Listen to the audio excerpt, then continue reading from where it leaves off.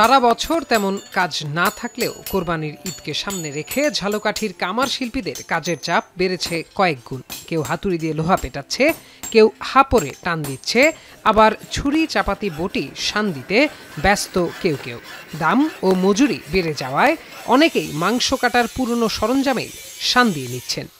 আমি একটা ছড়ি নিয়ে আসছি ধার দেওয়ার জন্য এবং একটা কুঠার নিয়ে আসছি, এটা মাঝে মধ্যে লাকড়ি কাটি। দুইটা চাকু বানাইছি, একটা চাপাটি দিছি, 2-3 দিন আগে রেখে গেছি, আজকে হ্যান্ডওভার দিছে। ঈদুল আজহা উপলক্ষে আমরা একটা চাপাটি বানাইছি, এখান থেকে কিনে নিয়েছি। কোরবানির সময় একটু টুকটাক কেনাবেচা হয়, কিন্তু এরপর কাজকর্ম থাকেই না, আমাদের এদিকে চলা যায় না। কামার শিল্পীদের সংখ্যা দিন দিন কমে গেলেও জেলার প্রায় 1.5 শতাধিক পরিবার তাদের বাপ দাদার পেশা এখনো ধরে রেখেছেন। কামার শিল্পীরা জানান, সারা বছর ঢিলে ঢালাভাবে কাজ চললেও তাদের ব্যস্ততা কয়েক গুণ বাড়ে কোরবানির ঈদের আগে।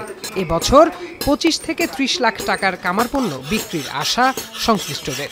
কোরবানির উপলক্ষে ওই দাওটাও বানায়, এই চাপাটি বানায় গোস্ত কাটার জন্য। এই আমার আগের থেকে মোটামুটি এখন একটু চাপ হয়েছে। দাও বটি, তারপরে চাপাটি ছোড়া, এই সমস্তটাই একটু এখন বেশি চলে। আমি 5-7 দিন আগে বানাইতে দিচ্ছিলাম, আজকে নিতে আসছি। কামার শিল্পের সাথে জড়িতদের প্রশিক্ষণ ও সহজ শর্তে ঋণের ব্যবস্থার কথা জানিয়ে সব রকমের সহযোগিতার আশ্বাস স্থানীয় বিসিক কর্মকর্তার।